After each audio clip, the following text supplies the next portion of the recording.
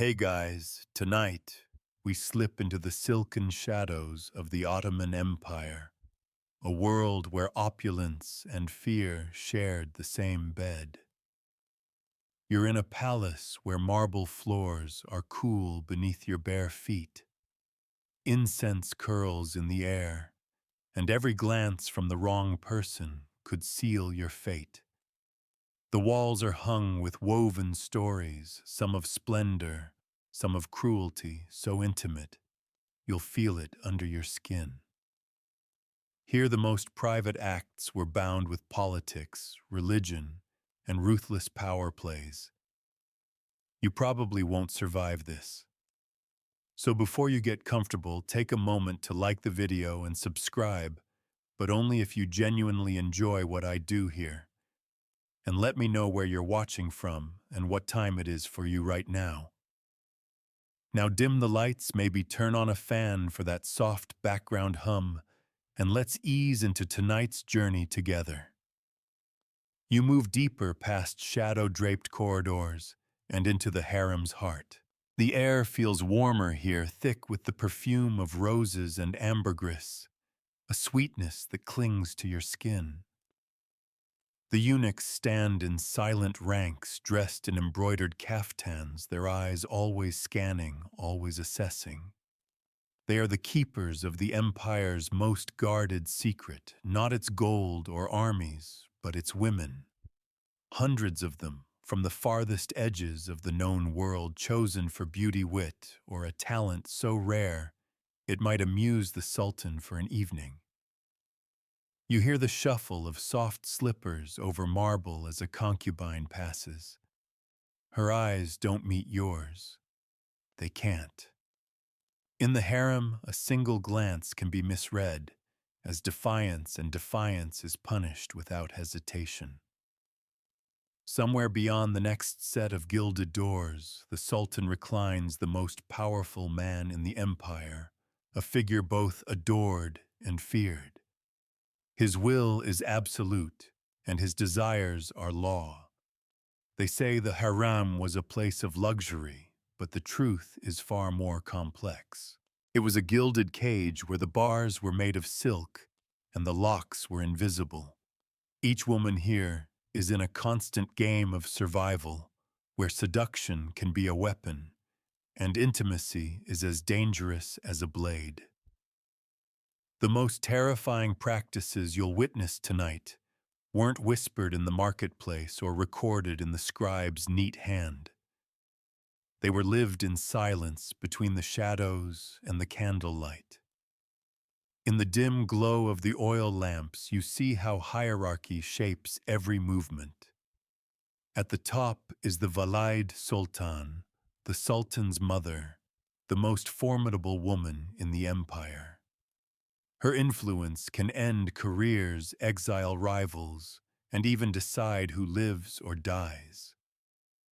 Below her are the Haseki sultans, the favored consorts, each vying to keep the sultan's attention, knowing that even one night without it could mean slipping into obscurity. And then there are the others. The lower-ranked concubines, some little more than servants in silk, waiting for a chance to be noticed. They are taught everything from music and dance to poetry and political etiquette because the sultan's interest could be sparked by the smallest thing.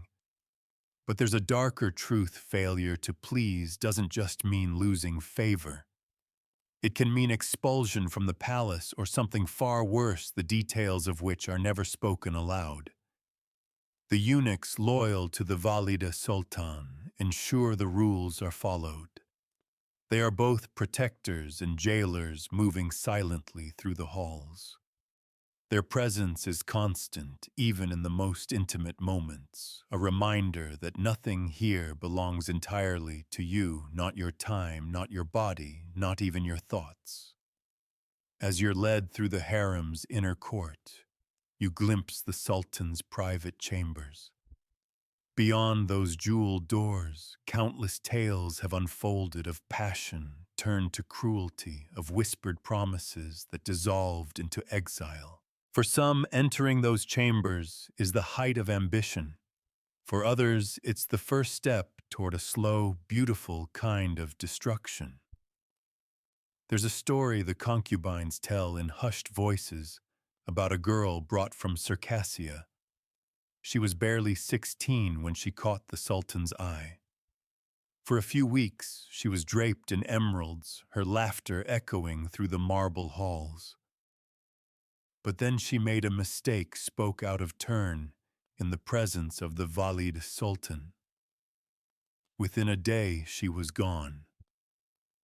No one knows where, but the empty space she left behind was a warning to every other girl in the harem. Beauty is a fragile shield, and it can shatter without a sound. The night here never truly falls silent. Somewhere a lute plays a slow, mournful tune. In another chamber, giggles rise and fade like smoke hiding tension underneath. You feel the weight of the place in your bones, a mix of perfume, fear, and the metallic tang of ambition. The harem is alive, breathing, watching, judging. Your guide stops before an arched doorway inlaid with mother of pearl. Beyond it lies the Sultan's bath, a place as infamous as it is beautiful. Steam drifts through the air, catching the flicker of candlelight, and the scent of sandalwood mingles with the heat. It's here in these baths that many of the empire's most intimate political maneuvers have begun. Here, where skin glistens in the lamplight, promises are made, alliances are forged, and rivalries are sharpened.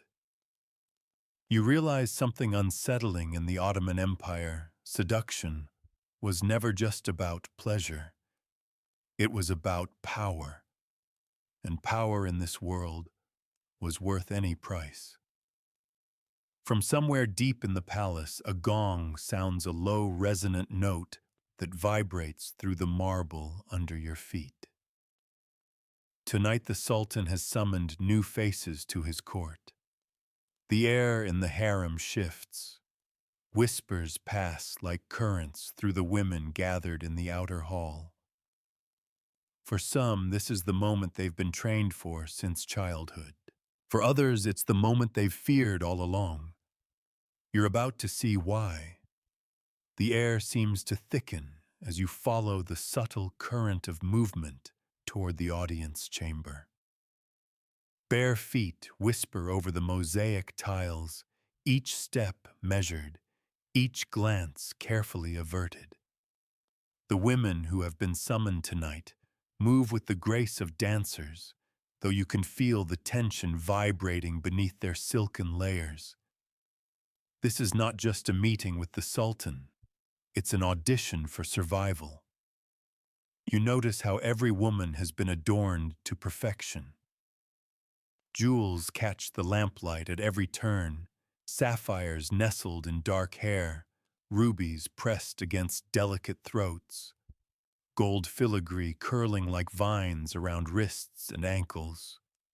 But the true weapon here is not the sparkle of gems, it's the choreography of allure. A glance that lingers just a fraction longer than propriety allows the deliberate tilt of the head to expose the line of the neck, the careful choice of perfume that will linger in the Sultan's mind long after the encounter ends. The chamber they enter is vast, its domed ceiling painted with constellations that seem to shift in the flickering lamplight. Cushions of deep crimson silk spill across the floor, and in the center, elevated on a dais of carved ebony, the Sultan reclines. He wears a robe so heavy with gold thread, it seems almost like armor, and his gaze moves slowly across the gathered women. You understand at once this is not just a man selecting a companion for the night. This is a ruler surveying the living symbols of his empire's reach. Each concubine is a conquest in miniature, a girl brought from distant shores, a daughter of defeated kings, a prize of diplomacy or war.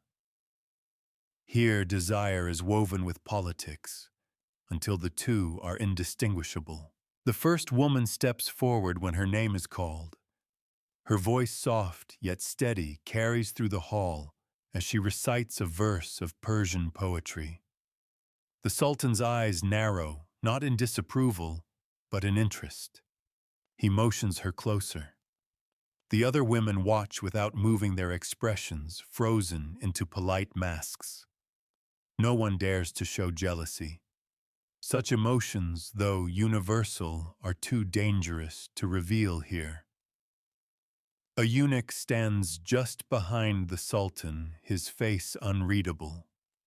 He will be the one to escort each chosen woman to the inner chambers, to guard the threshold and ensure that what happens inside remains locked away from the rest of the world. His silence is as much a part of the ritual as the music or the incense. The second woman sings. Her voice is low, smoky, and threaded with a melancholy that makes the hairs on your arms rise. You sense the shift in the room, the Sultan leaning forward slightly, the other women holding their breath. In the harem, talent is not just decoration, it's currency. And tonight, the stakes are as high as they can be. As you watch, you start to understand the cruelty of this arrangement. Every woman here has been groomed to perfection, yet only one or two will be favored tonight. For the others, the evening will end in polite dismissal, a smile that hides the knowledge that they might never be summoned again. And in a place where invisibility is a slow kind of death, that is perhaps the cruelest fate of all. A third woman steps forward. She does not sing or recite poetry. Instead, she dances. Her movements are slow and deliberate, the silk of her skirt swirling like smoke. The Sultan's eyes follow every turn, every measured sway of her hips. This is no crude display, it's an art form honed to perfection, a silent language spoken only between ruler and subject. And in this language, every gesture carries meaning. When the Sultan finally speaks, his voice is calm, even pleasant, but it carries the weight of command. Two names are spoken. The chosen women step forward, their faces composed, but their eyes alight with something: fear, hope, or perhaps both. The eunuch moves to escort them away, and the rest bow their heads in unison, masking disappointment with practiced grace. You follow, though not into the Sultan's private chambers. That space is forbidden to all but the chosen, its secrets sealed behind doors, inlaid with ivory and gold. Instead, you are led through another corridor, one lined with murals depicting the empire's victories in war. It's a reminder that the same hand which caresses could also command arms, that the same lips that speak poetry could also order an execution. A soft sound catches your attention, a low sob quickly stifled. You glance into a small alcove and see a young concubine sitting alone. She has not been chosen tonight, and from the look in her eyes, you know this is not the first time. She will fade, you realize, like so many others. Her beauty, once her shield, will become a memory, and the palace will find no more use for her. Some will be married off to loyal officials in distant provinces. Others quietly dismissed, their stories ending without ceremony. But there are whispers of worse fates. Some say that when a concubine learns secrets too dangerous to be carried beyond these walls, she is simply removed. Whether it is poison slipped into her sherbet, or a quiet disappearance into the palace's labyrinthine dungeons, no one knows for certain. What is known is that such women are never spoken of again, their names struck from the records, their portraits destroyed. In the harem, the most terrifying practices are not the ones displayed in public rituals. They are the invisible ones, the silent judgments that decide who will rise and who will vanish. And as you stand in that dim corridor, you realize that in this world, the most intimate moments are never just between two people. They are watched, judged, and ultimately woven into the larger tapestry of power that holds the empire together. The Sultan's voice echoes faintly from somewhere beyond a deep rumble, punctuated by the soft laughter of one of the chosen women. The sound is both alluring and ominous. You feel it in your bones tonight. Lives will change forever, and not all of them for the better. The laughter fades into the thick air, leaving behind an uneasy quiet that seems to settle over the marble halls like a heavy curtain. You keep moving, your steps echoing softly as you follow the faint trail of sandalwood drifting from the direction of the Sultan's inner wing. Here the palace feels different, less like a home, more like a sanctum. The walls are lined with latticed windows that let in thin slices of moonlight, turning the floor into a pattern of light and shadow. It is in these private spaces that the most intimate and unnerving practices of the Ottoman court take place, the ones whispered about by servants and guarded in the eunuchs' memories. What outsiders imagine as nights of endless pleasure are in truth rituals layered with symbolism, power, and unspoken threat. You catch a glimpse of the inner bathhouse again, this time quieter, the steam rising in languid spirals toward a dome painted with gold stars. It is here in these scented waters that the chosen women prepare before entering the Sultan's chamber. Attendants work with methodical precision, their hands scrubbing away the dust of the day, perfuming the skin with rose oil, combing hair until it gleams like black silk. The process is ceremonial but also invasive, every movement a reminder that the woman's body is no longer her own, but a vessel for imperial desire. In one corner, a tray rests on a low table. On it, tiny glass vials shimmer in the lamplight. Some hold fragrant oils, others a pale powder that could just as easily be crushed pearl, or something less innocent. These are the tools of both pleasure and control. A woman favored tonight might be given an elixir to steady her nerves, or something stronger to dull her awareness of what is to come. And in certain stories, those powders have another purpose, entirely silencing a rival before the night even begins. You pass into a narrower hallway, its walls covered with intricate tiles depicting gardens and fountains. The beauty is almost distracting, but not enough to mask the chill that lingers here. This is the corridor that leads not only to the Sultan's chamber, but also to the rooms where women might be questioned or punished. For all its elegance, the harem was still a place where disobedience could be met with swift and unforgiving retribution. The most dreaded of these punishments was the silken cord. It sounds delicate, even graceful, yet in the empire's lexicon, it meant death. No blood, no spectacle, just a quiet strangulation carried out in some hidden corner of the palace. A final mercy, some would say, compared to the public executions suffered by men. For women of the harem, it was the ultimate erasure, swift, silent, and absolute. But not all terrors were so final. There were subtler ways to destroy a woman here.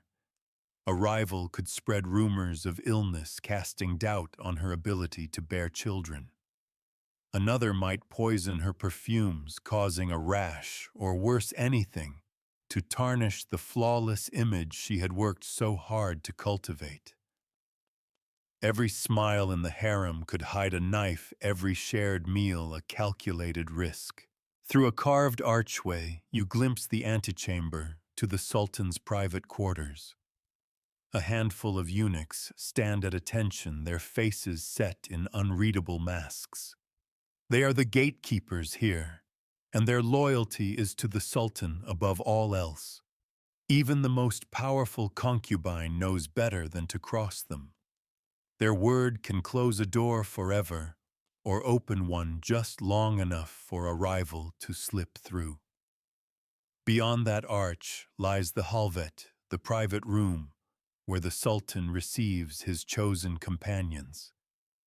It is more than a bedroom, it is a stage set with all the artistry of a court performance. Silk cushions in jewel tones pile high along the walls. Gold-threaded curtains drape from the ceiling, and the air is thick with musk and amber. Here the Sultan's voice is low, his gestures deliberate. Every movement is calculated to reinforce the idea that he is both lover and sovereign, a man whose touch can elevate or destroy. You imagine what it must be like for a woman to cross that threshold. She has been bathed, perfumed, dressed in garments chosen for how they will fall from her body. She knows the Sultan's attention could bring unimaginable privilege lands. Jewel's influence that rivals ministers. Yet she also knows that his favor is fickle, that the same hand lifting her chin tonight could sign the order for her exile tomorrow. And then there are the demands themselves. In the West, tales of the Ottoman harem are drenched in fantasy images of endless pleasure and freedom.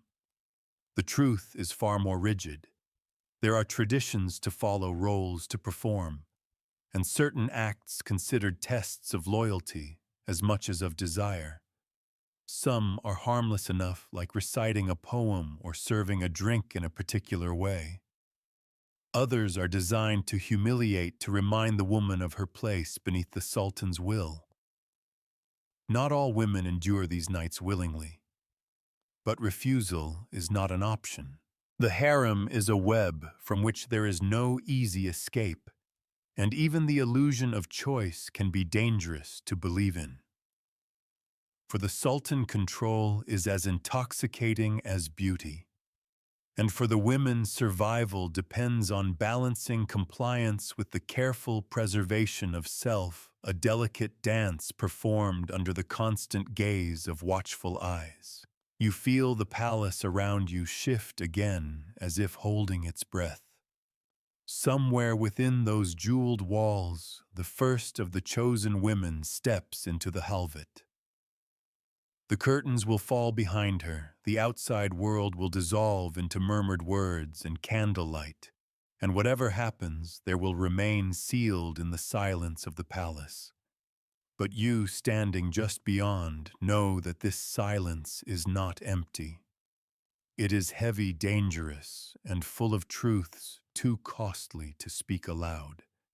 And in the Ottoman Empire, those truths were the sharpest weapons of all. The night deepens, and the palace seems to shrink around you, drawing all breath and thought toward the Sultan's hidden chamber. Somewhere far above, the stars shift over the Bosphorus, unseen beyond the high latticed windows. Inside, time loses its edges. The harem moves to its own rhythm, dictated not by clocks, but by the slow turning of power. You are led down another corridor, this one lined with tall brass lamps, whose flames tremble at the slightest movement of air. The scent changes here, less of flowers and more of something richer, darker, almost intoxicating.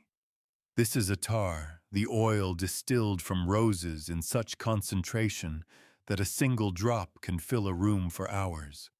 It clings to the walls, the curtains, the skin. By morning it will cling to memory as well. Through a half-open door you catch a glimpse of the hazinedar, the treasurer of the harem, seated at a low desk, counting pearls into neat rows. Her role is not simply to keep the accounts of gold and jewels, but to guard the tools of seduction, the embroidered gowns, the rare cosmetics, the perfumes whose recipes are as closely guarded as any state secret. These items are dispensed with care often as rewards, and just as often withheld as punishment. In the harem, beauty is a resource, and like any resource, it is controlled from above. You pass by the practice hall where younger concubines rehearse the arts they may one day need. Even this late, the sound of music filters through the door, the delicate plucking of an oud, the soft beat of a daft drum. Inside, girls move in slow, hypnotic patterns, their eyes fixed ahead, bodies disciplined into grace. An older attendant watches closely, correcting a wrist's angle or the turn of a foot. It is a reminder that beauty here is never left to chance. It is trained, shaped, perfected until it seems effortless. But beneath the elegance, there is tension. You've begun to notice the glances exchanged between women, the coded language of raised brows, and subtle shifts in posture. Rivalries in the harem are not loud affairs. They are waged in whispers in the gifting or withholding of information, in the calculated choice of where to sit at a feast. The most skilled players never have to raise their voices to destroy an opponent. The most coveted position after the Valid Sultan herself is that of the Haseki, the Sultan's chief consort. Her influence can shape politics beyond the palace walls, deciding which pashas rise and which fall, even steering the empire's diplomacy. But to reach that position, a concubine must survive years of competition, charm the Sultan's heart, and most importantly, bear him a son. Without a child, her place is never truly secure. This is why the subject of fertility looms over the harem like an unspoken law. Women are watched not just for beauty or obedience, but for signs of pregnancy. When such signs appear, the air changes around them, less hostility from rivals, more scrutiny from the eunuchs, more guarded interest from the Valid Sultan. If the child is a boy, the mother's life changes forever. If it is a girl, she may still gain status, but never the same kind. Of course, not every pregnancy is welcome. Some women fear it, knowing that giving birth to a son can make them a target for others who covet that advantage.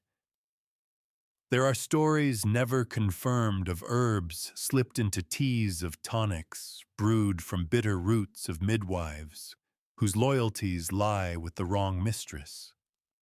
And there are stories, too, of the opposite secret remedies passed from friend to ensure the Sultan's line continues. Your guide stops at another doorway, this one leading to a small, dimly lit chamber. Inside, a woman kneels on a cushion, her head bent over a length of silk. She is embroidering a design so intricate, it seems impossible it could be done by hand. This is no mere decoration, it is a message. The flowers she stitches might represent loyalty or longing or a warning to someone who will understand. In the harem, where so little can be said aloud, even needlework can carry dangerous weight. From somewhere behind you comes a sound, a faint muffled cry. It's gone almost immediately, swallowed by the heavy air, but it leaves a ripple of unease in its wake. You glance toward your guide, but his face remains unreadable. Whatever happened, it is not for you to ask. That is the nature of life here. You see only what you are meant to see, and you learn quickly not to seek what is hidden. A eunuch passes silently, carrying a covered tray toward the Sultan's wing. The contents are a mystery. But you know from earlier whispers that it could be anything from delicacies of honey and almonds to potent aphrodisiacs made from ambergris and rare spices. Food, like everything else here, is never simply food. It is part of the performance, the illusion, the unending play in which the Sultan is both audience and actor. In the great hall beyond, you hear the faint sound of a ney flute, its plaintive notes winding through the corridors like a thread of smoke. The music is meant to soothe, to enchant, to make the world beyond these walls fade away. And perhaps for the women chosen tonight, it does. But for the rest, it is a reminder of the distance between them and the power they seek. You realize now that the harem is not merely a place of pleasure. It is a court within a court, a place where politics is written in perfume and silk, where alliances are forged in whispered conversations over sherbet, and where the line between intimacy and manipulation is so thin it can vanish entirely. The most terrifying thing is not the punishments, nor even the risk of death. It is the knowledge that here every action, every smile, every glance, every word can be the first step toward either glory or ruin, and you can never be entirely sure which it will be. The music of the ney fades into the deeper hum of the palace, the almost inaudible shuffle of attendants, moving barefoot along the corridors, the soft chime of a bronze incense burner being set down somewhere out of sight, the muted splash of water from the baths. It's a strange soundscape, a blend of calm and tension, as if the entire harem breathes in unison, waiting for something that has not yet arrived. You move through a side passage that curves like a snake, its walls decorated with tiles so fine you can see the brushstrokes of the artist. They show scenes from gardens, lovers in pavilions, feasts under flowering trees. The images are beautiful, but they feel like a mirror of what the harem pretends to be endless pleasure, endless beauty, while concealing the truth beneath. The passage opens into the cafes, the cage. At first glance, it doesn't seem like a prison at all. Sunlight would spill in through high windows during the day, and the rooms are furnished with cushions, carpets, and low tables. But you notice the latticework that separates it from the rest of the palace, a delicate screen that hides a much harsher reality. Here is where certain princes, potential heirs to the throne, are kept under protection, which in practice means lifelong confinement.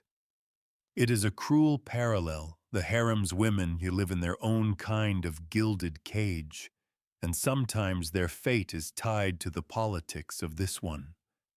A concubine who gives birth to a son might see him grow strong and clever, too clever, perhaps, for the comfort of the reigning sultan. And then one day, that boy might vanish behind these latticed walls, never to see freedom again. The women whisper about the cafes when they think no one is listening. Some claim that the boys grow strange there, pacing the rooms like caged animals, their tempers sharp, their moods unpredictable. Others say they become dangerously intelligent, absorbing every detail of palace politics, from the safety of their confinement, waiting for the moment when fortune or a dagger opens the way to the throne.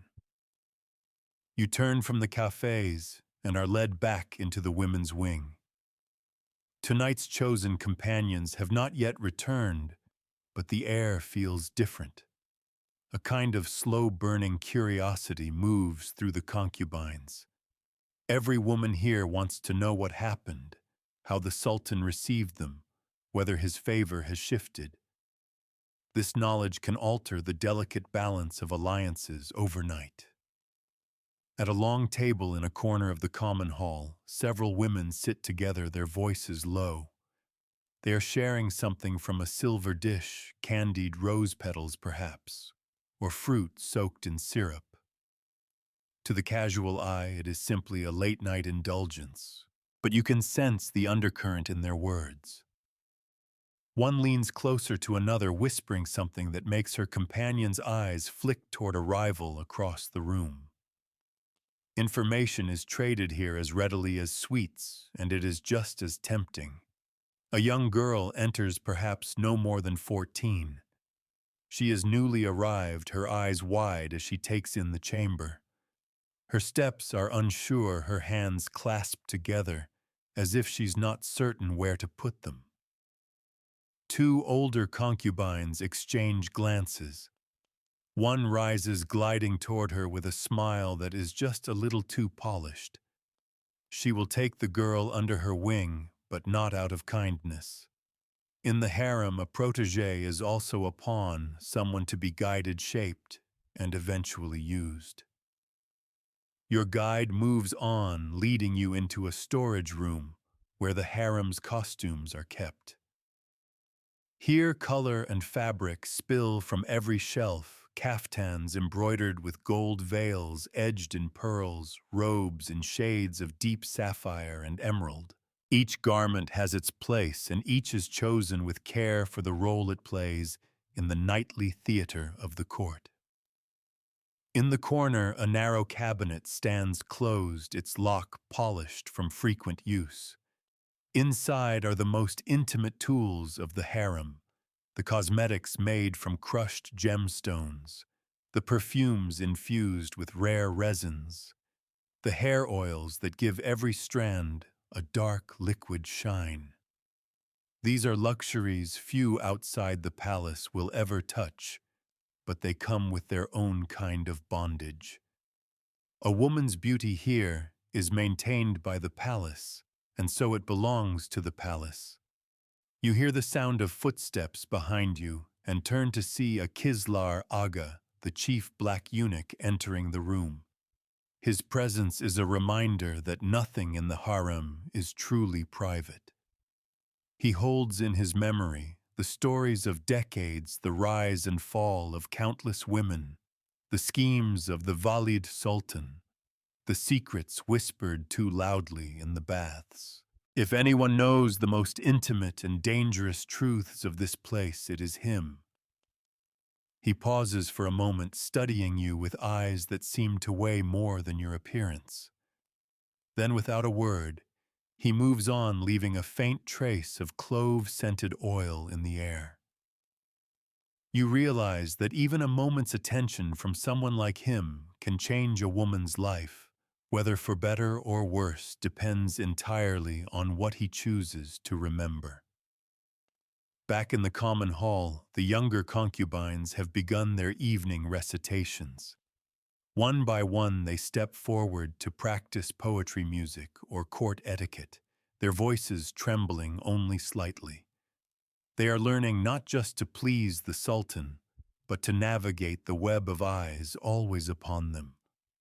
For in the Ottoman harem, the true test is not beauty, nor talent, nor even obedience. It is survival in a place where every gesture has meaning, and every word may be repeated in rooms you will never see. You sit for a moment watching them, and realize that this, more than the jeweled chambers or silken robes, is the essence of the harem. A world in which intimacy is a form of currency, where pleasure and fear are always intertwined, and where the most terrifying practices are not the punishments meted out in anger, but the games played quietly, skillfully every single day. The hour grows late, but in the harem night is never truly an ending. The palace seems to breathe differently after dark, its shadows stretching longer, its whispers carrying farther. You notice that the corridors are quieter now, but the stillness is deceptive beneath it. You can feel the movement of thoughts, schemes, and desires winding through these walls like an unseen current. Your guide leads you toward the harem garden, a hidden courtyard enclosed by high walls. Moonlight spills over the marble fountains, catching the silvery shimmer of the water as it arcs into basins carved with floral motifs. The air is cooler here, fragrant with jasmine and night-blooming tuberose, a relief after the closeness of the inner chambers. It is a rare place of beauty that feels almost free until you remember the gates are locked, and the only sky the women see is framed by stone. Here, small clusters of women walk together, speaking in hushed tones, their voices blending with the murmur of the fountain. To the casual eye, these are gentle, private conversations.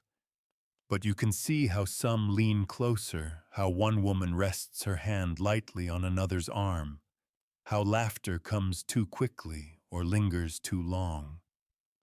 Every interaction is layered friendship, mingled with alliance, sympathy, tangled with strategy. In the harem, even kindness can be a calculated gesture. On a stone bench near the fountain sits an older woman, her face lined, but her posture still regal. She is one of the kalfa, the senior attendants who oversee the younger concubines. In many ways, she is more dangerous than any rival. She knows the histories of every woman here, who came from where, who has pleased the sultan, who has failed. Her approval can open doors, but her disfavor can close them forever. Tonight, she watches the courtyard with an expression of serene detachment, yet you sense she is noting everything. Your attention shifts to a pair of women seated under a cypress tree. One is speaking quietly, the other listening intently. Between them you see a small, lacquered box, its lid half open. Inside something glints, perhaps jewelry, perhaps a vial of perfume, perhaps something far more dangerous. Gifts in the harem are never just tokens of affection.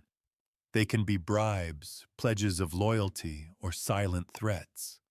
Sometimes they are traps, poison hidden in a scent, a gemstone with a flaw that signals betrayal to those who know how to read it.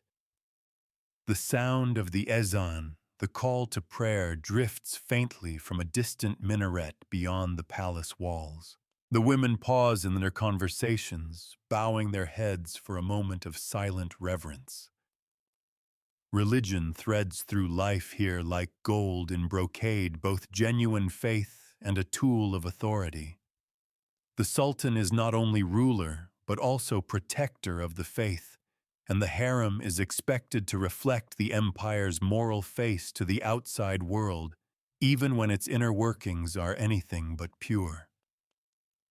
After the prayer, the women begin to disperse. Some return to their chambers, others to the baths or the practice halls. The garden empties slowly, until only the older Kalfa remains, her gaze lifting to the moon, as if measuring its position. She rises and walks toward the covered walkway, her steps unhurried, but her presence commanding enough that the few attendants still nearby instinctively lower their eyes. Your guide takes you to a side building along the edge of the courtyard. Inside, the air is heavy with incense and the walls are lined with shelves of scrolls and ledgers.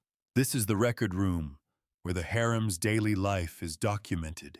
In meticulous detail, lists of gifts, given visits, granted lessons, completed pregnancies confirmed. These records are kept for the Valid Sultan's eyes, but they are also a kind of weapon proof of loyalty or disloyalty, of success or failure. A woman's entire history in the harem can be contained in just a few pages, yet those pages can determine the rest of her life. You notice a scroll half unrolled on the desk. The neat script lists the names of several concubines, each followed by notes in a smaller hand. An illness, a quarrel, an unusual request for fabrics from a specific province. Even the smallest details are noted for here. Nothing is too trivial to be of potential importance. You can't help but think how suffocating it must be to live knowing every action, every word, is recorded somewhere ready to be used for or against you. Leaving the record room, you pass near the harem's infirmary. The door is slightly ajar, and you glimpse a dim interior lit by oil lamps. A physician moves between low beds checking on patients, a concubine with her arm bound in silk bandages, another lying pale and still under layers of blankets. Illness is feared here not only for its own danger, but for the vulnerability it exposes. A sick woman cannot attend the Sultan, cannot defend herself from rumors, cannot maintain her place in the delicate web of power. Your guide says nothing as you continue through the shadowed corridors, but the quiet feels heavier now. Somewhere ahead, a door opens and closes softly, followed by the faintest ripple of laughter. The chosen companions from earlier must be returning their faces, no doubt carefully composed, revealing nothing of what passed behind the Sultan's closed doors. Yet every woman who sees them will study their expressions, searching for the smallest clue. You realize that in this world, secrets are not just kept, they are currency. The most terrifying practices of the harem are not always the ones rooted in violence or cruelty, but in this endless game of concealment and revelation, where one well-timed whisper can change an empire's course. And as the night deepens further, you have the sense that the most dangerous part of the evening has only just begun. The palace has grown so still that every sound seems amplified, the creak of a distant hinge, the soft swish of a robe against marble, the muted clink of a goblet being set down somewhere out of sight. The torches in the main corridor burn low, their flames bending in the occasional draft that sneaks through the high latticed windows. It is the hour when the harem begins to reveal its truest face, when masks loosen and the day's quiet rivalries emerge in sharper focus. You follow your guide back toward the women's quarters, where the returning companions from the Sultan's halvet are making their discreet entrances. They do not hurry. Each step is deliberate, each movement calculated to convey dignity. Their robes are slightly rumpled, their hair not quite as perfect as before, but their expressions are unreadable, offering neither triumph nor defeat, just the practiced serenity that keeps others guessing. Still, the others are watching. A group of concubines seated near a brazier glance up as the chosen women pass. Their eyes flicker over every detail, the faint smudge of coal under one eye, the loosened clasp on a sleeve, the choice of jewelry worn or not worn back from the chamber. In the harem, this is intelligence gathering in its purest form. No one asks questions directly. They simply watch, remember, and draw conclusions. Your guide steers you toward a smaller side room, where three women sit cross-legged around a low table. A game of mangala is in progress, the smooth stones clicking softly against the wooden board.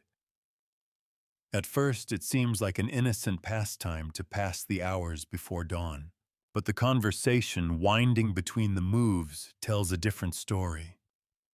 They speak in coded phrases about changing tides and unfurling sails, words that to anyone trained in the palace's subtler language clearly mean shifting alliances and new opportunities. One of them, a sharp-eyed beauty with hair like spilled ink, laughs lightly and makes a move that forces her opponent to surrender a handful of stones. The others smile, but you notice how their shoulders tighten. Victories here, whether on a game board or in the Sultan's affections, are never just games, they are warnings. From somewhere deeper in the harem comes the faint rhythmic tapping of a loom. You follow the sound to a small weaving room, where an older woman works alone under the dim glow of an oil lamp. Her hands move with steady precision, passing the shuttle back and forth, the threads building into a complex pattern of gold and crimson. She looks up only briefly as you enter, and in that moment you sense she is listening for more than footsteps. In a place where every conversation might be overheard, the quiet rooms become havens for gathering what others let slip when they think they're alone. Your guide tells you that this woman has been in the palace for over 30 years. She is not a concubine, but a servant whose position allows her to cross boundaries others cannot.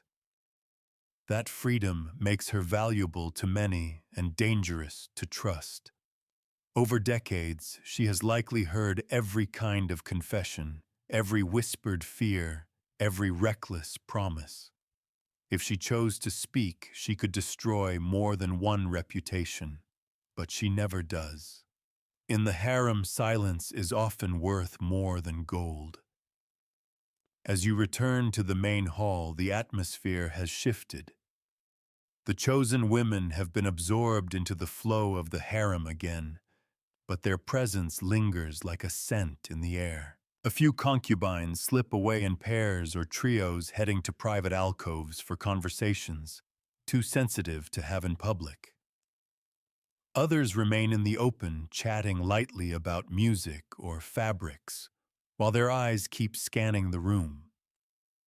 You notice a young concubine near the edge of the hall, her gaze fixed on one of the newly returned women. There's something in her expression, a mix of longing, envy, and calculation, that makes you think she's studying more than just the other's beauty. She's looking for weakness. In this place, a single crack can be widened into an opportunity, and opportunity is the most dangerous temptation of all. An attendant passes through carrying a covered bowl to the Valida Sultan's private quarters. The elder woman rarely appears in the common spaces, but her influence is everywhere. It's said she knows the desires and fears of every soul in the harem, and that she can place a hand on the scales of fate with nothing more than a whispered order. Some believe she keeps her own network of informants among the women concubines, who trade loyalty for security, passing her small pieces of gossip that she can later weave into strategy. In the far corner, a group of musicians begin to play softly. The melody is slow and hypnotic, a weave of oud kanun and flute. Music here is not just entertainment. It can be a signal, a backdrop for discreet meetings, or a way to mask the sounds of a conversation that must not be overheard. Even art in the harem is never free from purpose. You realize now that survival here is not about avoiding danger, but about learning how to move through it. Every woman who lasts more than a few years in the harem becomes a kind of strategist, reading the currents of favor and fear as if they were written in the air. The terrifying part is how easily the line blurs between playing the game and becoming part of it, until you no longer know if you are maneuvering or being maneuvered. Somewhere beyond the walls, the first pale streaks of dawn are touching the sky. But in the harem, the night's games will continue long after the sun has risen. Power here doesn't sleep, it only shifts form, waiting for the next move. Dawn creeps into the palace almost shyly, its light filtered through layers of latticework, so that it falls in broken patterns across the marble floors. You'd think the new day would bring a sense of relief, but here it's just another turn of the wheel. The faces may look fresher in the morning, the voices lighter, But beneath it all, the same silent calculations are already underway. The early hours in the harem are busy. Servants move quickly, carrying trays of sweet tea, fresh bread bowls of figs, and little dishes of honey to the women's chambers. The scent of warm sesame and sugar lingers in the air. Breakfast is a quieter affair than the feasts of the evening, more private, more measured. It is also one of the best times for subtle moves. A woman might choose to send a tray of food to another's chamber, a gesture of apparent kindness that could mask an attempt to gain a favor or plant suspicion. Your guide leads you into one of the dressing rooms where a few concubines are already preparing for the day's lessons or duties. The walls are lined with tall mirrors framed in gilded wood, and the low tables are crowded with combs, hairpins, pots of kohl, and trays of colored powders. Here beauty is assembled piece by piece, every detail scrutinized. Even on days when they will not see the sultan, the women are expected to look as though they might. The harem's standard of perfection never loosens its grip. You notice a younger woman sitting quietly at the far end of the room, letting another comb out her long hair. Her eyes are fixed on her reflection, but her thoughts seem elsewhere. Perhaps she's remembering last night's events or anticipating the next summons. Around her, the others chatter about trivialities, an upcoming festival, the arrival of fabrics from Bursa. But their voices have that light, almost too careful tone that suggests they're listening for something more. From here, your guide takes you into the Meshk Odası, the music room. The morning sun lights the mosaic floor in shifting patterns as a group of women rehearse. One plucks at the strings of a kanun, another practices a slow, deliberate dance, while a third recites verses in a voice so clear it seems to polish the air. These are not casual hobbies. They are part of the constant performance that defines life here. A woman's worth in the harem is measured not only by her beauty, but by her ability to captivate, to hold attention in a way that lingers long after she's left the room. But behind the grace is the knowledge that every skill is also a weapon. The woman who dances may be doing so to catch the sultan's wandering eye. The one who sings might choose a song whose verses hint at loyalty or at longing for someone else. Nothing here is ever just art. Your path winds back toward the Valid Sultan's wing. Outside her audience room, a group of attendants wait, each holding a small tray with gifts to present. Some carry jewelry, others folded silks, others small dishes of sweets. These are offerings from the women of the harem, tokens meant to show loyalty, gratitude, or to smooth over some misstep. It is an unspoken rule: if you wish to be remembered kindly by the Valide Sultan, you keep her table and her treasure box full. The doors open and one woman emerges, her face composed, but her hands trembling slightly as she adjusts the folds of her robe. You don't need to be told that her meeting did not go as she hoped. Behind her, another enters head bowed, and the cycle continues. Here, audience with the Valide Sultan is as much a test as any night in the Sultan's chamber. In a nearby corridor, you pass a small alcove where two eunuchs stand close together, speaking in low tones. Their eyes dart toward you, then away. You remember that the eunuchs are not simply guards. They are conduits of information, carrying news between the Sultan, the Valid Sultan, and others in power. A well-timed word from one of them could make or unmake a woman's standing overnight. Some women cultivate their favor with quiet gifts, whispered confidences, or promises that bind like silk cords. Later, you find yourself in the harem's library, a surprisingly airy room lined with shelves of manuscripts, scrolls, and books bound in leather. Women sit at low desks copying texts or reading aloud. The subjects vary: poetry, history, languages, even medicine. This is where the Sultan's more curious companions gain the knowledge to converse with him on matters beyond beauty and art. But knowledge here is as dangerous as it is valuable. A woman who knows too much risks becoming a threat, and threats are rarely tolerated for long. You linger over a shelf of herbal treatises, noting the careful illustrations of plants, some clearly medicinal, others known to be poisonous. It's impossible not to wonder how many of these pages have found practical use within the harem's walls, and whether the line between healing and harm has always been so thin. By midday, the palace has settled into its daytime rhythm. Lessons, private conversations, quiet observation all continue as if on an endless loop. Yet even in this relative calm, the undercurrents never disappear.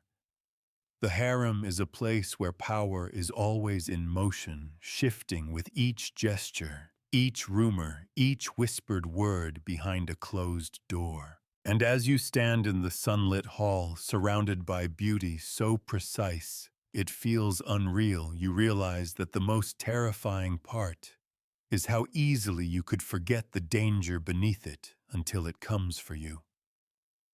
The afternoon heat presses against the palace walls, and the air inside grows heavy with the mingled scents of sandalwood musk and the faint metallic tang of polished brass. The harem becomes quieter in these hours, but it is not the restful quiet of sleep. It is a lull in which thoughts sharpen, plans take shape, and messages, subtle or otherwise, are set in motion. You follow your guide into a long gallery that looks out onto an inner courtyard. The windows are latticed so finely that the outside world is blurred into shifting patterns of light and shadow. Here the women walk in slow, measured paces, their voices low, their movements deliberate. This is not idle strolling, it is a kind of theater. Each step, each turn of the head is meant to be noticed by the right eyes, even if those eyes are watching from far down the corridor. At the far end of the gallery sits a woman draped in robes of pale green silk. She is older than many of the others, her face still beautiful, but marked by the fine lines of experience. She is one of the Iqbals, a favored consort of earlier years, now less often summoned, but still holding considerable influence. Her position allows her to act as a patron of sorts, mentoring younger women, or manipulating them depending on her mood and ambition. As you approach, she greets you with a polite smile that never reaches her eyes, the kind of smile that says she knows far more than she will ever tell you.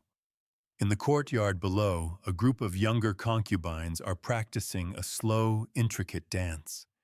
Their skirts ripple with each step, the silk catching the sunlight like water. You notice one dancer falter for the briefest moment, her rhythm slipping before she corrects herself. It's such a small mistake that an untrained eye might miss it, but you know it will be remembered. The harem never forgets weakness, no matter how small. From the gallery, you're led down a narrower hallway to a set of rooms known for their secrecy. Here, private meetings take place at conversations between women who cannot risk being seen together in the open, or between a concubine and a eunuch who carries a message from the Valid Sultan.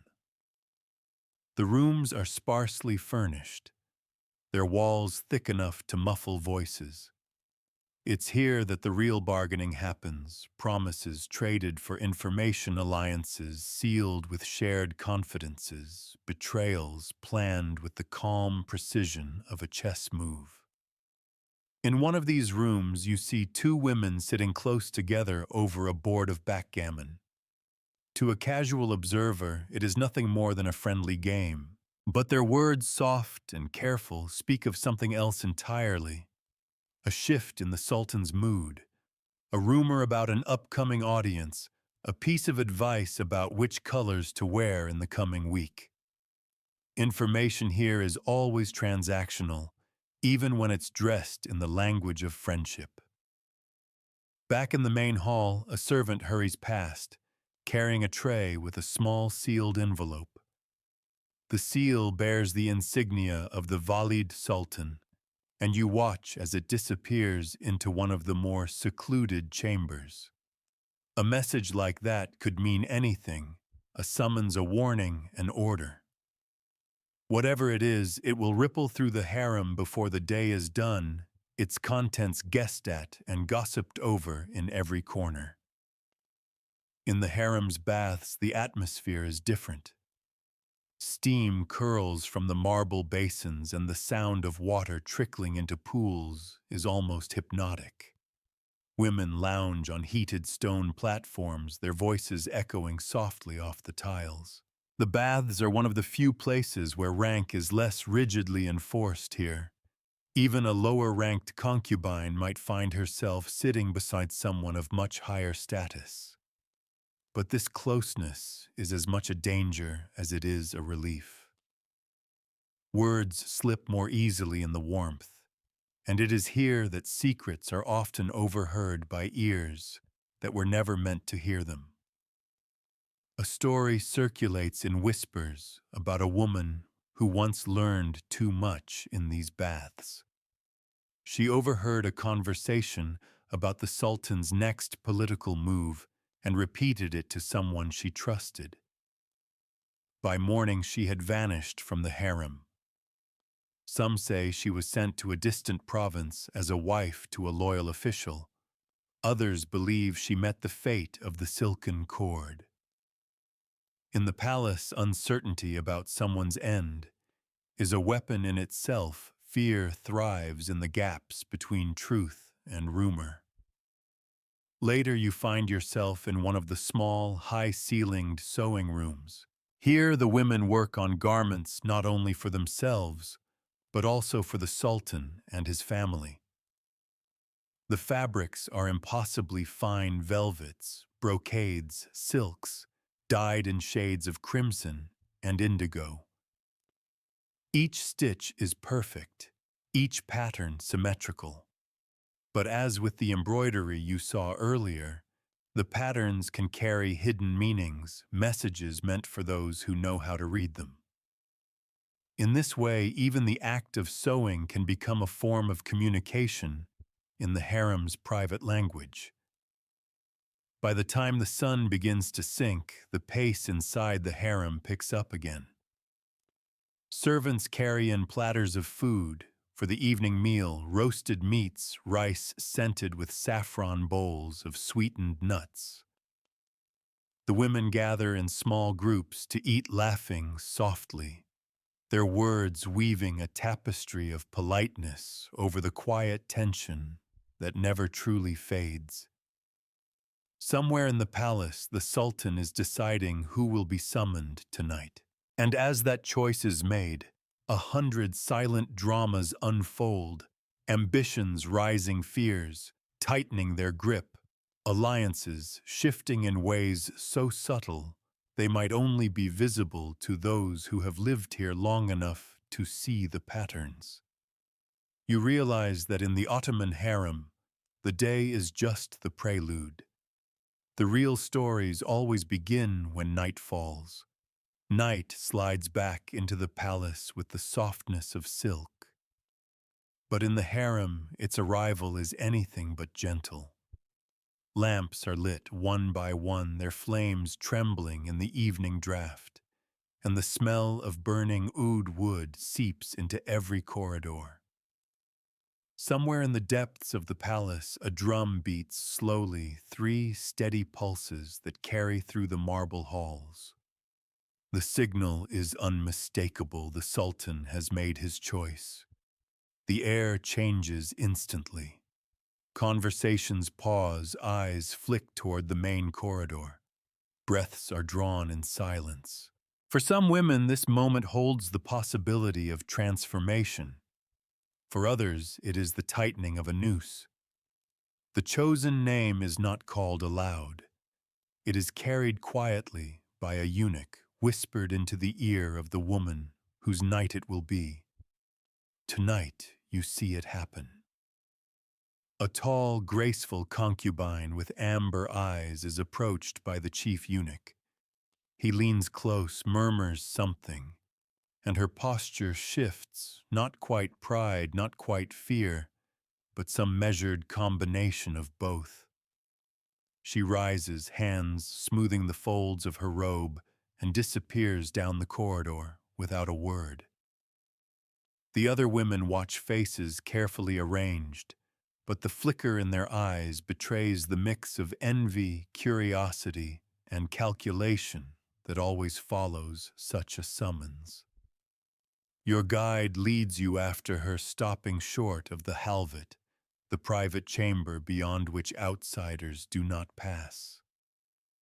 Here attendants move like shadows, carrying trays of jeweled goblets, bowls of candied fruit, and flasks of spiced sherbet. A narrow table is set with perfumes in crystal bottles, each scent chosen to stir memory and desire. The preparation is deliberate, almost ritualistic, the smoothing of cushions, the arrangement of curtains so that the light falls in flattering patterns, the warming of water for the sultan's hands. From the other side of the chamber door comes the muted sound of a lute, its melody slow and winding. The music will play until the sultan decides the night is over, whether that is within an hour or at dawn. Inside every gesture will be part of the unspoken conversation between ruler and consort, a language of glances, touches, and pauses as political as it is intimate. But not all the night's drama happens behind that door.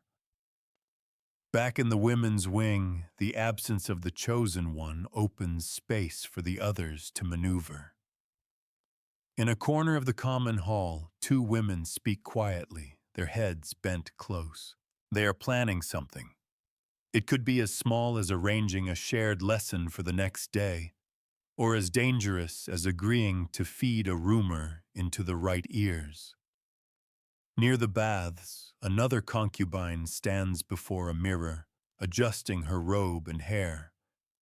She was not summoned tonight, but she dresses as though she might be. In the harem, readiness is a form of armor. One never knows when fortune might turn suddenly, and opportunities are rarely announced twice. The eunuchs patrol more actively after dark, their presence a constant reminder that movement is monitored. No one wanders without reason. Every step outside one's assigned quarters must be accounted for.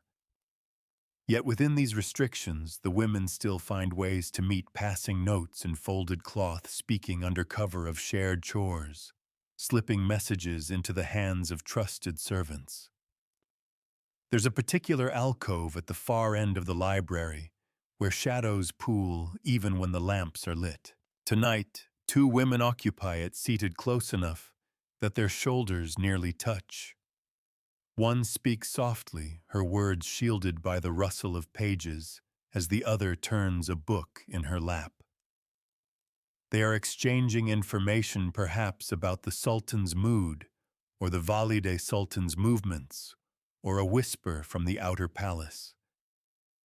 Every fact is a thread, and the cleverest women know how to weave them into nets. Midway through the night, the faint sound of raised voices drifts from somewhere beyond the Valide Sultan's wing. It's gone almost as soon as it began, replaced by the hurried steps of a eunuch moving through the corridor. No one asks what happened, but the women glance at each other in the quiet acknowledgement that something has shifted. By morning, the story, true or not, will be reshaped into rumor, and passed through the harem like a hidden current. Back near the halvet, the music has changed. The lute's melody is slower now, almost languid, and the scent of ambergris grows stronger. The attendants waiting outside exchange brief glances. They can tell without words whether the night is going well or badly. It is an art they've perfected over years, reading the signs without intruding on the privacy that is both fiercely guarded and entirely illusory. As the night stretches on, you begin to understand that the true terror of the harem is not in the obvious threats, the silken cord, the exile, the slow fade into obscurity. It lies in the constant awareness that you are always being watched, weighed, and measured, even in your most private moments. Every night like this one adds another layer to the intricate invisible ledger that governs survival here.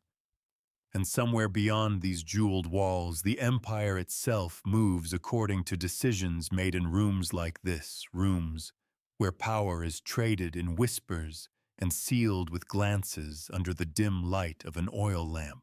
The palace is at its quietest, now the deep hour between night and dawn, when even the city beyond the walls seems to hold its breath. But in the harem, this is when the most delicate and dangerous currents flow unseen. What the day hides beneath protocol and polite performance, the night draws closer to the surface. You are guided through a series of narrow, dim corridors, lit only by the occasional oil lamp. Here the sounds are small but sharp, the faint creak of a door that shouldn't be opening, the quick shuffle of slippers on marble, the soft hiss of fabric against fabric. These are not the movements of attendants on routine duty. These are women, and sometimes eunuchs, engaged in the quiet exchange of influence, each step calculated to avoid drawing attention. You pass a curtained archway and glimpse two figures in close conversation. One is a younger concubine, the other a kalfa with years of service.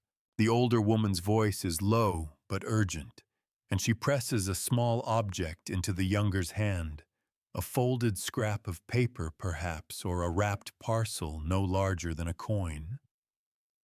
The exchange lasts only seconds before the two step apart, each walking away as though nothing had happened. Your guide leads you into one of the side salons, a space used for both leisure and intrigue. Here 3 women sit before a table set with a silver coffee pot and delicate porcelain cups. The smell of strong, spiced coffee fills the air. One woman is speaking, her voice calm, but carrying a weight that draws the others in.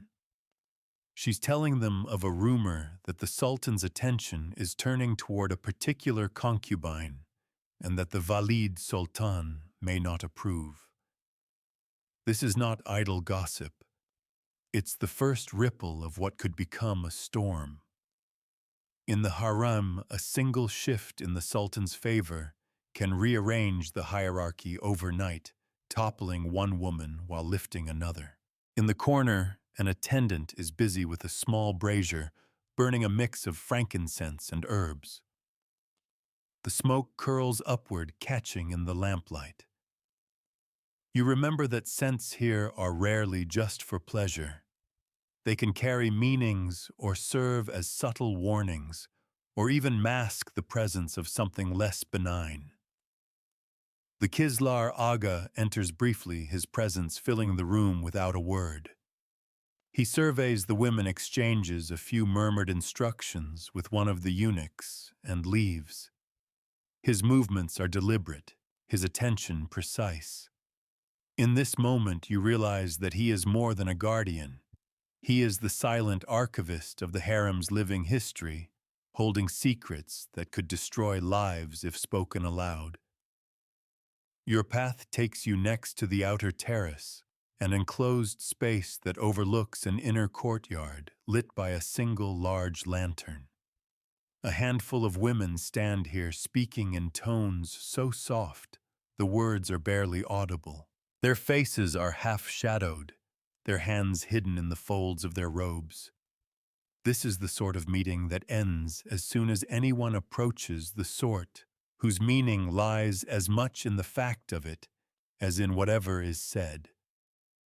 From somewhere deeper in the palace comes the muted sound of the lute again drifting from the halvet. The chosen concubine's night is not yet over.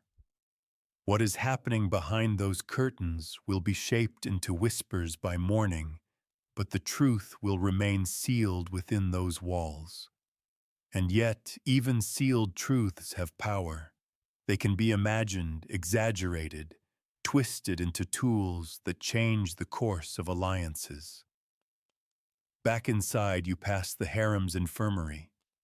A single lamp burns within, casting long shadows across the beds. On one of them lies a woman, her eyes closed, her skin pale beneath the lamplight. A bowl of cooling water sits beside her, a damp cloth folded neatly on the table. The attending physician writes something in a ledger before slipping out silently. Illness here is rarely just a matter of health. It is vulnerability. And vulnerability can be exploited by those who see opportunity in another's weakness. Your guide pauses before a carved wooden door inlaid with mother of pearl. This is one of the older storage rooms rarely visited at night. Inside, the air is cool and smells faintly of cedar. Chests line the walls, each marked with a symbol to indicate its contents: gowns, linens, seasonal furnishings. But in the far corner stands a single chest with no mark at all, its lock heavier than the others. You are told that this is where the Valide Sultan keeps certain delicate possessions, letters, personal tokens, perhaps even items taken from women who will not return. As you leave the storage room, you can feel the weight of the harem's layered silences pressing in. Every corridor, every chamber, every curtained alcove holds a story. But here, stories are never told whole. They are traded in fragments, stitched together from glimpses and overheard phrases, reshaped until no one can be entirely sure what is true. And that uncertainty, more than any punishment or exile, is what keeps the harem's world turning. The palace feels different in the deep stretch before dawn, slower in movement, yet sharper in intent. The lamps burn lower now, their glow honeyed and warm against the carved wood and gilded tiles, but the darkness between them seems thicker, almost alive. This is the hour when those who dare take their greatest risks, knowing that the day's order will soon descend again like a lid on a simmering pot. You are led toward the baths once more, though not to the large public chambers where laughter and steam mingle freely. Instead, your guide takes you down a narrower corridor, past smaller doors that lead to private bathing rooms reserved for the most favored women or for secret meetings. Here, the scent of rosewater is stronger, the basins smaller but more lavishly decorated, their marble inlaid with lapis and mother of pearl. A light flickers under one of the doors, and you pause. Inside, the sound of water dripping echoes softly, and two voices speak in near whispers. The words are difficult to catch, but you hear enough to know they're discussing a planned exchange, something that must happen before the morning meal. One voice is tense, the other smooth and reassuring. Then there is the quiet splash of water, and the conversation ends. When the door opens a moment later, only steam escapes, carrying the faintest scent of sandalwood and something sharper beneath. Further on, you pass the linen rooms where attendants fold fresh towels and stack them in neat towers.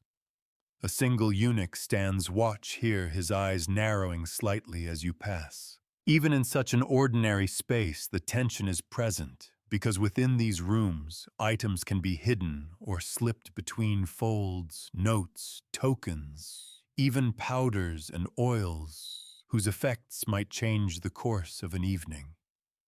Your guide takes you into a long, low hall where the floor is carpeted so thickly that footsteps make no sound. Here the walls are hung with tapestries depicting scenes from old Ottoman victories, their rich colors muted in the dim light. In the center, a few women sit cross-legged on cushions, playing a quiet game of cards. They greet you with faint smiles, but their eyes dart toward each other in the way of people who are balancing conversation with watchfulness. One of them lays down a card and says almost casually that she heard the Sultan spoke sharply to an advisor earlier in the night. The others look up quickly, as if measuring the weight of this statement. Such moments are the seeds of strategy, tiny pieces of information that when planted in the right soil can grow into influence or advantage. Beyond the hall, you find the small audience chamber of the Hazinedar, the keeper of the harem's treasures. This woman, older and precise in her movements, oversees every jewel garment and luxury that enters these walls.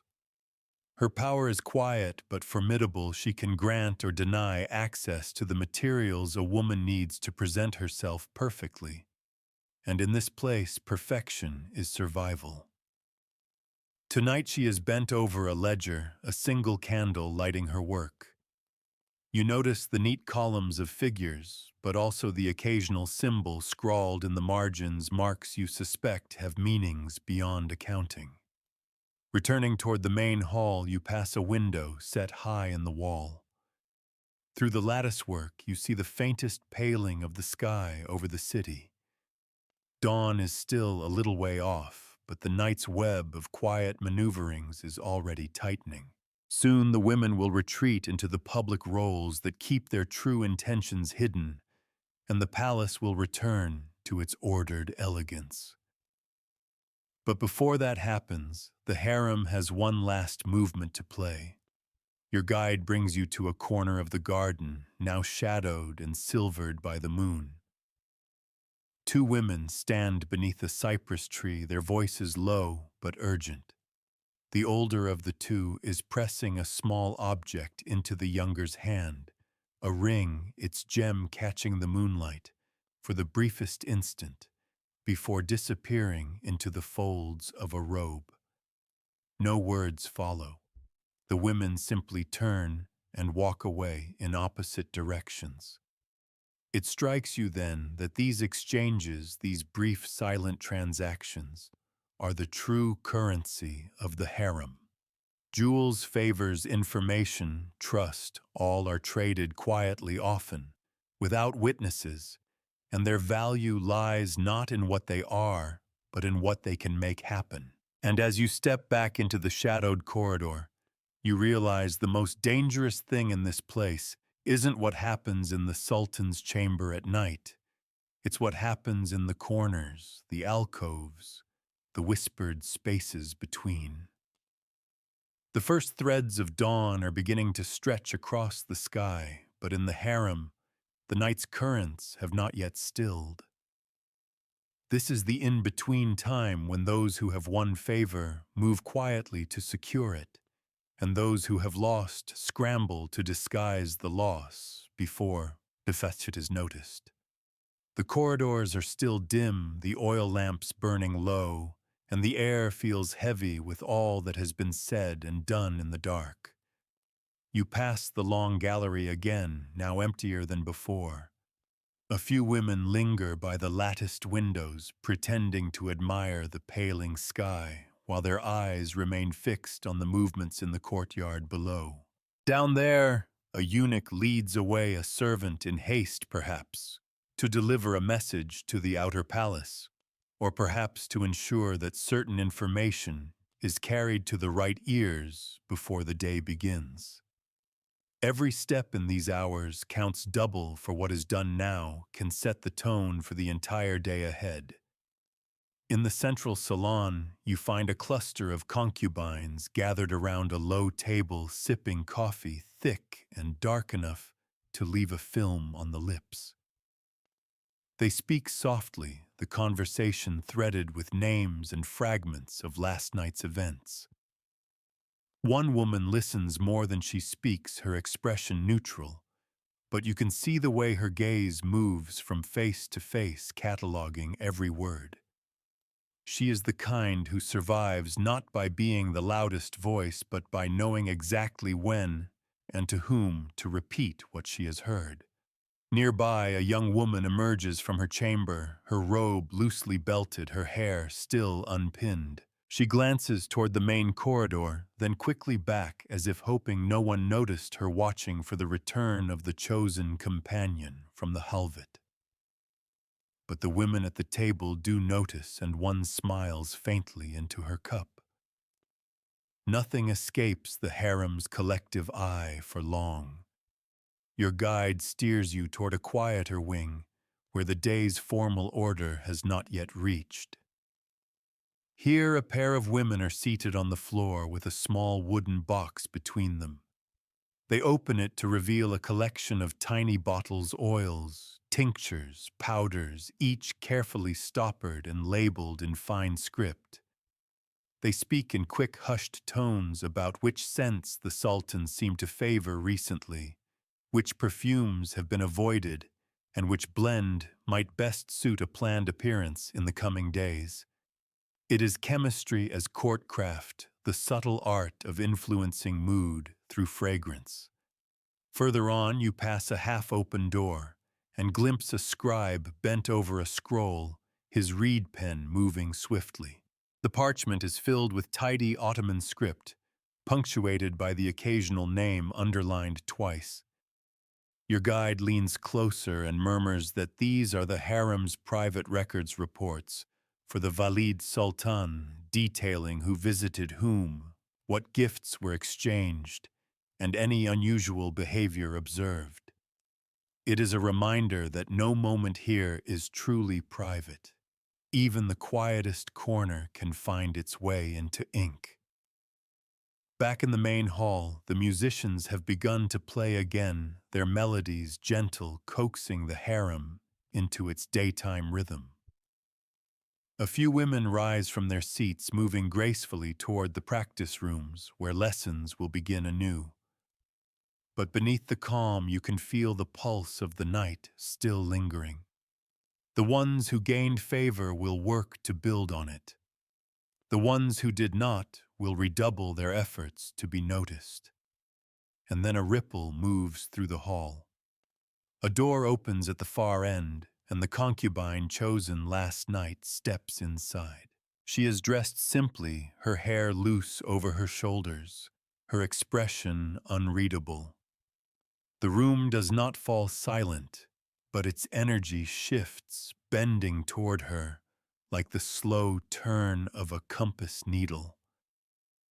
Some women smile at her in greeting. Others look away. But every one of them is studying her, the way she walks, the softness or firmness in her gaze, the color in her cheeks. These details will be weighed and measured, discussed in whispers, spun into speculation by the time the sun is fully up. She passes through the hall without pause, disappearing into her private chamber. The door closes, and the sound of the latch is louder than it should be in the morning stillness. Somewhere beyond that door, she will decide how to spend the fragile currency she has earned in the night. You realize then that in the harem, power is never a fixed possession. It's a flame that must be fed constantly, a delicate light that can be stolen, smothered, or fanned to brilliance often in the span of a single day. And as the light outside strengthens, the women here begin that work anew. The sun is climbing now, sending warm, angled light into the harem's courtyards. By this hour, the night's secrecy begins to dissolve into the daily pageantry. But that doesn't mean the danger has lessened. In fact, this is when the more refined games begin, the ones played in daylight, where every smile must be genuine enough to pass inspection, and every word has to bear two meanings at once. You find yourself in the large communal salon, where the women gather for lessons, music, and conversation. The atmosphere seems open, even cheerful. The notes of a qanun spill into the air. The scent of cinnamon from the morning's pastries lingers, and clusters of women sit cross-legged on cushions, embroidering in the soft light. But you've been here long enough now to sense the thin layer of calculation beneath the beauty. This is not just leisure, it's a stage, and every woman knows she's performing. Near the center of the room, a young concubine presents a length of silk she's embroidered with delicate tulips. The others admire it, leaning in to touch the fine stitching. But one older woman remarks in a tone so sweet, it almost hides the sting. The tulips have been out of favor in the palace gardens for months now. It's a small cut, but you can see the younger woman's composure falter for just a moment. In the harem, even flowers can be weapons. Your guide steers you toward a smaller adjoining chamber, where the Valad Sultan Son is holding her informal audience. Today she sits in a carved chair draped with velvet, her robes in rich shades of bronze and gold, her gaze sharp despite the warmth in her voice. Women enter one at a time to offer their greetings, perhaps to present a gift or deliver a piece of information they think might please her. Those who leave smiling have likely gained a measure of security for the day. Those who emerge subdued may have been reminded of their place. While you wait outside her chamber, you overhear a faint exchange between two attendants. They're discussing a rumor that a certain concubine's family has been granted an unusual favor in the provinces. Whether true or not, such talk can have serious consequences. It could signal that the woman has the Sultan's ear in matters beyond the bedchamber, or it could paint her as a threat in the eyes of the Valid Sultan. Either way, the seed has been planted, and in the harem's fertile soil, seeds rarely lie dormant for long. Later, you walk through the outer gallery where the women take their exercise. Here, the laughter sounds freer, the steps less choreographed. But even in this relative openness, you notice subtle alignments, pairs walking together more often than before. Certain glances exchanged between women who previously seemed indifferent to one another. Alliances in the harem can shift overnight, and today's friendly stroll could be tomorrow's strategic partnership. In the late morning, preparations begin for an upcoming court festival. Bolts of cloth in jewel colors are brought into the workrooms along with trays of gold thread, sequins, and beads. The festival will be a display of the Sultan's wealth and refinement, but for the women, it's also a contest. Who will wear the most striking gown, whose presence will linger in the Sultan's memory after the last lamp is extinguished? The competition is quiet but fierce, each stitch and clasp chosen with care for the effect it will have under candlelight. As the bustle of preparation fills the air, you pass a secluded corner of the sewing room, where two women work side by side in silence. One slips a small folded note under the other's spool of thread without breaking her rhythm. The recipient doesn't look down, doesn't acknowledge the act, she just keeps sewing the message hidden in plain sight until she can read it later. By midday, the harem seems to hum with an undercurrent of readiness. The night will bring another selection, another opportunity for favor or ruin. But the hours until then are just as critical. Every woman is making her moves, arranging meetings, sending gifts, feeding, or starving rumors securing her place in the shifting hierarchy. And as you watch them, you realize that the most terrifying truth of the Ottoman harem is not its silken cords or whispered poisons, not even the sudden vanishings that leave empty cushions in the hall. It is the endless, exhausting demand to always be more than you were the day before, more beautiful, more skilled, more useful, more strategic.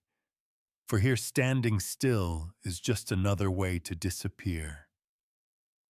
The day advances toward its slow-burning climax, the heat outside pressing against the palace walls, until the marble itself seems to exhale warmth. By late afternoon, the harem is quieter again, not because the games have stopped, but because the next round of them is already being prepared behind closed doors.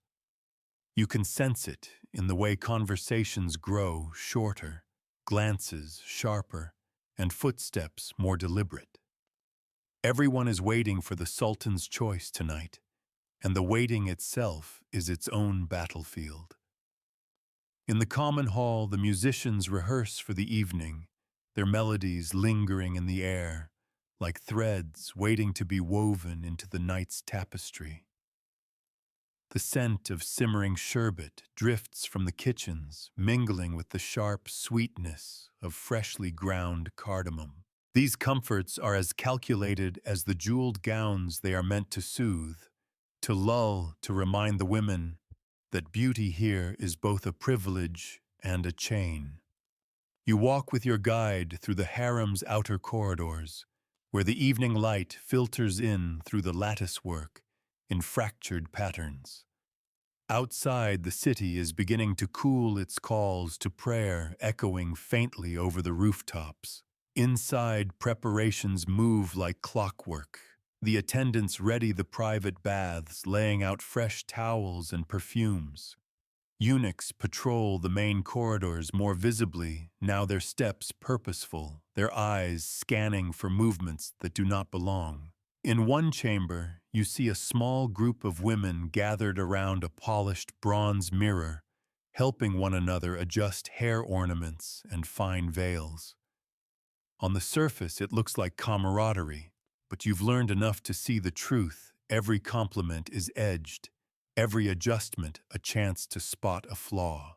One woman murmurs that a certain shade of red suits her companion perfectly, though you can hear in her tone that she's filing the information away for later, perhaps to wear that same shade herself when it matters most. The Valid Sultan moves through her wing, with her usual measured grace, accepting reports from the eunuchs and brief petitions from the women bold enough to seek her ear so close to evening. Her presence at this hour is both a reassurance and a warning. She is the keeper of the harem's balance, the final guardian of its order, and no choice made tonight will be untouched by her influence. As the sun dips lower, the palace takes on a golden glow, its shadows growing longer and softer. The women who hope to be summoned tonight begin their subtle rituals, perfuming wrists, tracing a final line of kohl along the lash, rehearsing a line of poetry or the opening notes of a song. Those not expecting a summons still prepare, for here being unready is an unforgivable mistake. In the baths, steam rises in slow curling ribbons carrying the scents of jasmine and clove. Two women bathe side by side, speaking little. Yet their silences are not the same, one calm and almost serene, the other brittle and restless. You suspect they are each imagining a different outcome for the night ahead, one already confident in her place, the other willing to gamble everything for a shift in fortune. By the time the lamps are lit again, the harem feels like a bow drawn taut. The corridors glow in the flicker of oil light, and the air is heavy with perfume and expectation. Somewhere beyond the women's wing, The Sultan is conferring with his closest advisors, perhaps even speaking with the Valide Sultan herself. The decision will come soon. And when it does, when the eunuch appears with the quiet announcement that will ripple through the rooms like a change in the wind, everything that has happened today will be weighed anew. For one woman, the night will bring an ascent into the Sultan's presence. For the rest, it will be another turn in the endless cycle of waiting, watching, and surviving. You stand in the corridor as the first drumbeat sounds in the distance, 3 measured pulses that carry through the marble like a heartbeat. Somewhere nearby, a door opens and the women turn their heads. The moment has arrived again, as it always does, wrapped in silk and shadow, as beautiful as it is unforgiving. In the Ottoman harem, the night is never just night. It is the proving ground, the stage, and the battlefield one from which no one ever truly emerges unchanged. And now, as the imagined lamps dim and the marble corridors fade into darkness, you let the sounds of the harem recede into the distance. The rustle of silk becomes softer. The whispered conversations dissolve into the hush of evening air, and the heavy scent of rose and amber drifts away like a dream you can almost keep. You picture the palace from above its domes and courtyards resting under the silver wash of moonlight, the Bosphorus glinting faintly in the distance. The dramas of the night are locked away behind latticed windows and closed doors, their currents still swirling, but unseen. Outside, the world continues, merchants readying for dawn markets, fishermen setting out into the dark waters, the city breathing in its own rhythm.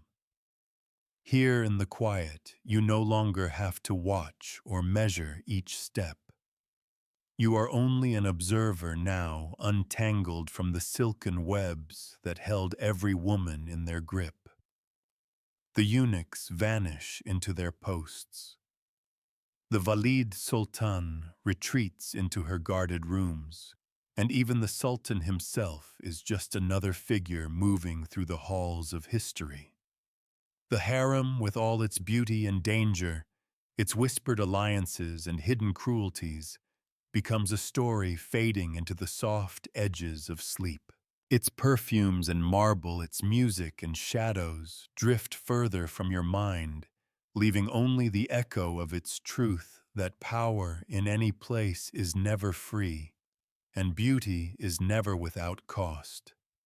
You breathe deeply, feeling the weight of that world lift from your shoulders. The corridors are empty now, the lamps extinguished. The palace is still, and in that stillness you can close your eyes, knowing the night here will pass, and another will come as it always has in the endless turning of time.